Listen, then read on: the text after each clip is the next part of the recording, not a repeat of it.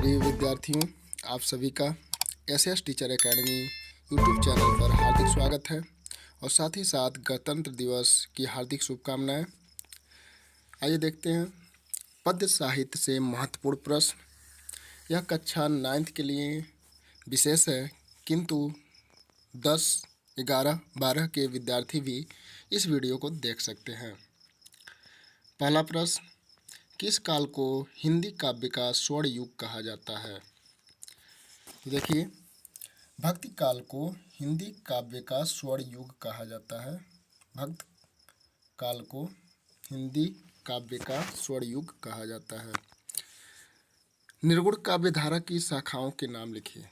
तो यह भक्ति काव्य धारा के अंतर्गत ही निर्गुण काव्य धारा आता है। ठीक है, तो निर्गुण काव्य धारा में आपको संत काव्य धारा, ज्ञान मार्गी, सूफी काव्य धारा, प्रेम मार्गी, यह 2 शाखाएं देखने को मिलती हैं।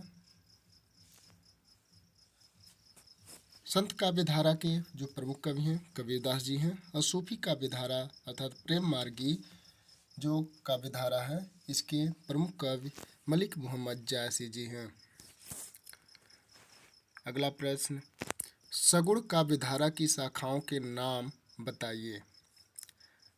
तो यह भी भक्ति काव्य धारा के अंतर्गत आता है। सगुण काव्य धारा जो है, इसमें राम भक्ति शाखा और कृष्ण भक्ति शाखा, ये दोनों शाखाएं सगुण काव्य धारा के अंतर्गत आती हैं। सगुण भक्ति शाखा के 2 कवियों के नाम, उनको एक एक रचनाओं के नाम लिखिए। उनके यहाँ पर होना चाहिए, उनके एक एक रचनाओं के नाम लिखिए। तो देखिए, तुलसीदास रामचरितमानस, सूरदास साहित्य लहरी, यह दोनों सगुण भक्ति काव्य धारा के प्रमुख कवि हैं। तुलसीदास जी राम भक्ति काव्य धारा के हैं और सूरदास जी कृष्ण भक्ति काव्य धारा के कवि हैं। निर्गुण भक्ति शाखा के 2 कवियों के नाम उनकी एक एक रचनाओं के साथ लिखिए। जो 5 नंबर का प्रश्न है, इसमें मलिक मोहम्मद जायसी की जो प्रसिद्ध रचना है पद्मावत, और कुतुबन की रचना मृगावती, यह दोनों निर्गुण भक्ति शाखा के कवि हैं।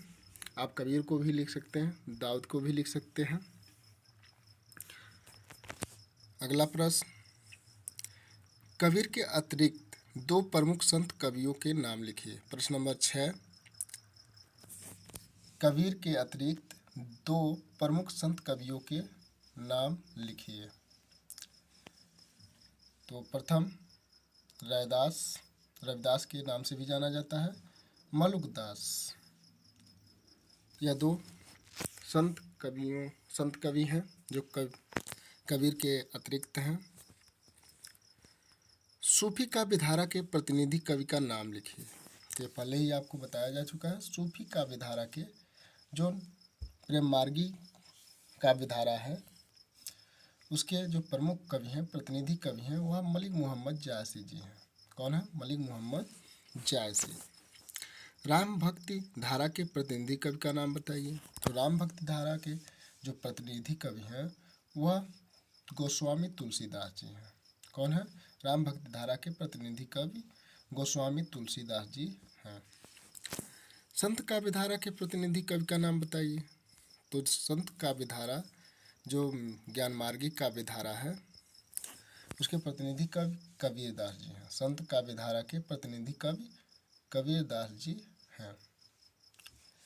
कृष्ण भक्ति शाखा के प्रतिनिधि कवि का नाम लिखिए। प्रश्न नंबर 10, तो कृष्ण भक्ति शाखा का पूछ रहा है। तो कृष्ण भक्ति शाखा के जो प्रतिनिधि कवि हैं वह सूरदास जी हैं।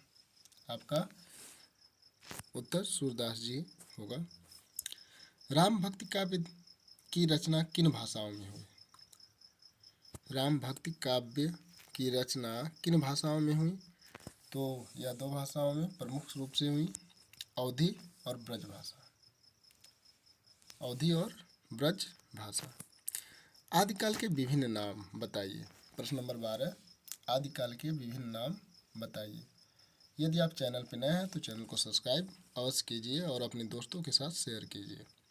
आदिकाल को वीरगाथा काल, चारण काल, अपभ्रंश काल, संधि काल, आविर्भाव काल, भट्ट काल आदि विभिन्न नामों से जाना जाता है। अगला प्रश्न, पूर्व मध्य काल किस काल को कहते हैं? पूर्व मध्य काल किस काल को कहते हैं? तो यह भक्ति काल को कहते हैं। पूर्व मध्य काल किसको कहते हैं? तो भक्ति काल को पूर्व मध्य काल कहा जाता है। आदिकाल की अवधि लिखिए। तो आदिकाल की जो समय सीमा है वह 743 ईस्वी से 1343 ईस्वी तक माना गया है आपके पाठ्यक्रम के अनुसार। आदिकाल की भाषा का नाम बताइए। तो आदिकाल की भाषा का जो नाम है वह डिंगल है, आपका डिंगल। वीरगाथा काल के प्रथम कवि का नाम लिखिए।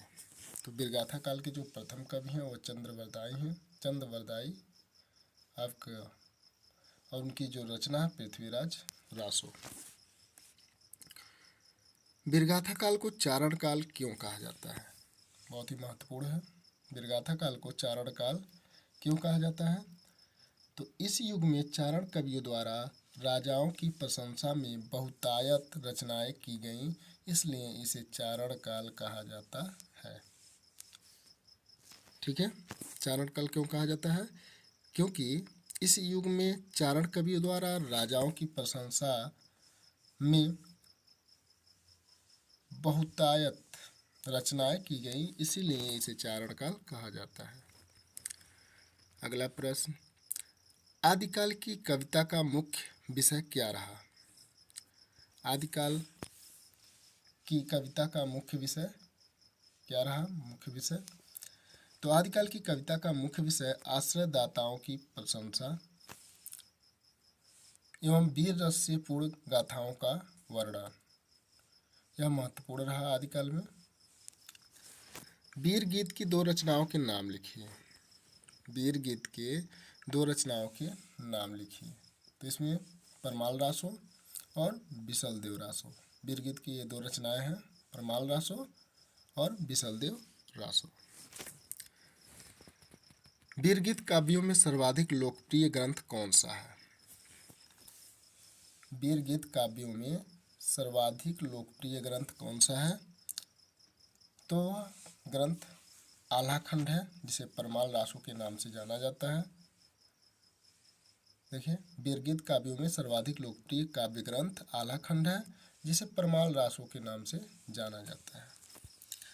आदिकाल वीरगाथा काल के दो प्रसिद्ध कवियों के नाम बताइए।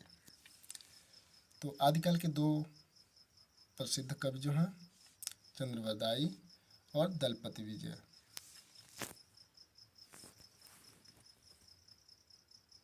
आदिकाल की दो प्रमुख रचनाओं के नाम बताइए। आदिकाल के दो प्रमुख रचनाओं के नाम बताइए। तो आदिकाल की दो प्रमुख रचनाएं हैं पृथ्वीराज रासो, हमीर रासो।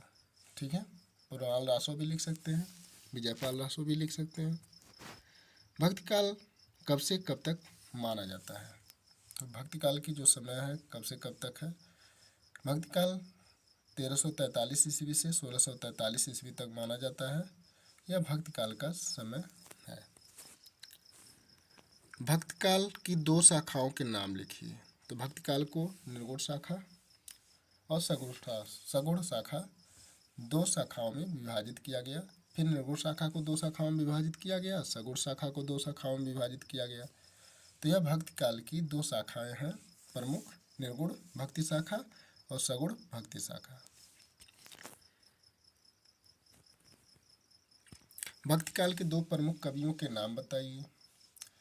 तो भक्तिकाल के दो प्रमुख कवियों के नाम आप किसी का भी लिख सकते हैं, कबीरदास, तुलसीदास, सूरदास, मलिक मोहम्मद जायसी, नहीं,